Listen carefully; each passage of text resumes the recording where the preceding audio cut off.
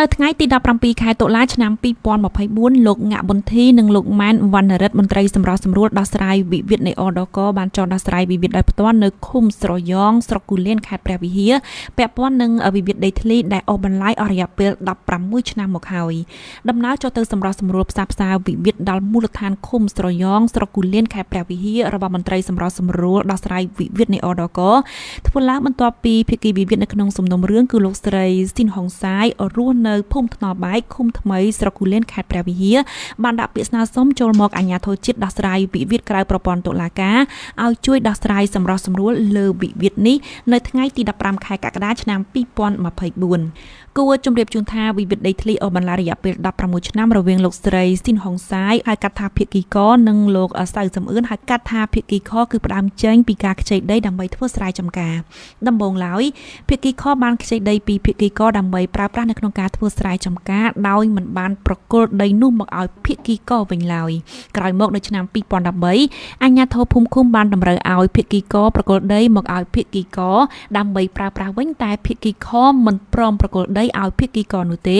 ហើយនៅតែបន្តដាំដំណាំលើដីវិវាទនោះតទៀតវិវាទនេះក៏បានធ្លាប់ដោះស្រាយនៅថ្នាក់ឃុំស្រុកសាលាដំបងខេត្តព្រះវិហារសាលាឧទ្ធររហូតដល់តុលាការកំពូលដែរចុងក្រោយវិវាទនេះត្រូវបានសម្រោះសម្រួលនិងផ្សះផ្សាបញ្ចប់នៅក្រោមយន្តការដោះស្រាយវិវាទក្រៅប្រព័ន្ធតុលាការតាមរយៈដំណើរចុះទៅកាន់មូលដ្ឋានដោយផ្ទាល់របស់មន្ត្រីសម្រោះសម្រួលដោះស្រាយវិវាទនៃអដក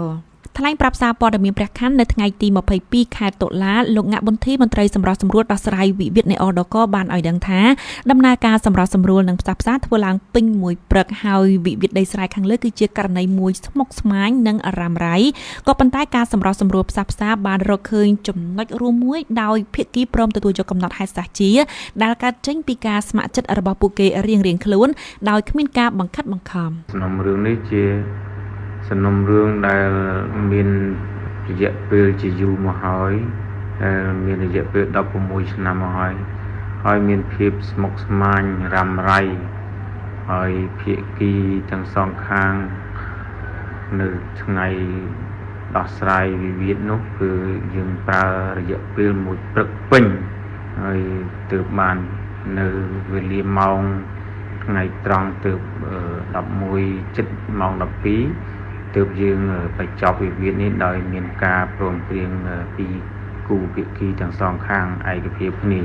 តាមឆន្ទៈរបស់ភាគីទាំងសងខាងលោកស្រីស៊ីនហុងសាយភាគីដាក់ពាក្យស្នើសុំមកអដកក៏បានបង្ហាញអារម្មណ៍ត្រេកអរក្រោយសំណុំរឿងរបស់លោកស្រីជាមួយភាគីម្ខាងទៀតបានសម្រោះសម្រួលនិងផ្សះផ្សាបញ្ចប់លោកស្រីចាត់ទុកថានេះគឺជាយុត្តិធម៌ដែលលោកស្រីខំទន្ទឹងរង់ចាំអស់រយៈពេល16ឆ្នាំចាខ្ញុំត្រេកអរណាស់ព្រោះអ្វីព្រៀបទៅពុំបានទេចាខ្ញុំមានតែរៀបដៃ10ដូចជំរាបពីចម្ងាយចាដឹងមិនពីឆ្នាំទេនាងខ្ញុំនេះចាសូមអរគុណខាងនេះឲ្យជាយុត្តិធម៌ដល់ត្រឹមត្រូវពិតប្រាកដរបស់ប្រជាពលរដ្ឋចាហើយសាកសីទៅជួយអបអរសាទរខ្ញុំសាកសីច្រើនណាស់ចាខ្ញុំមិននឹកស្មានទេសូមអរគុណណាស់ចាប្រជាពលរដ្ឋមានខ្ញុំងងខ្លៅមិនទេអសរផងហើយអាយុក៏ច្រើនចាមេឃុំស្រយ៉ងលោកស្រីគឿមដែលចូលរួមនៅក្នុងដំណើរការសម្រោះសម្រួលនិងផ្សះផ្សាវិវាទខាងលើបានបង្ហាញអារម្មណ៍ធូរស្បើយក្នុងចិត្តក្រោយប្រជាប្រដ្ឋរបស់លោកទទួលបានដំណោះស្រាយឈ្នះទាំងសងខាងលោកមេឃុំស្រយ៉ងរូបនេះបានបង្ហាញការពេញចិត្តដែលមន្ត្រីអដកចោទដោះស្រាយវិវាទនៅមូលដ្ឋានរបស់លោកដោយផ្ទាល់បែបនេះគួរជម្រាបជូនថាដំណើរចោទដោះស្រាយវិវាទដល់មូលដ្ឋានជូនប្រជាប្រដ្ឋពីសំណាក់មន្ត្រីសម្រោះសម្រួលដោះស្រាយវិវាទនៃអដកធ្វើឡើងស្របតាមគោលនយោបាយរបស់រាជរដ្ឋាភិបាលនៅក្នុងការបង្ខិតសេវាយុត្តិធម៌ឲ្យគៀកចិត្តប្រជាប្រដ្ឋនៅមូលដ្ឋានសម្ដៅបង្កើតសុខដុមរមនានៅក្នុងមូលដ្ឋានរបស់ប្រជាពលរដ្ឋ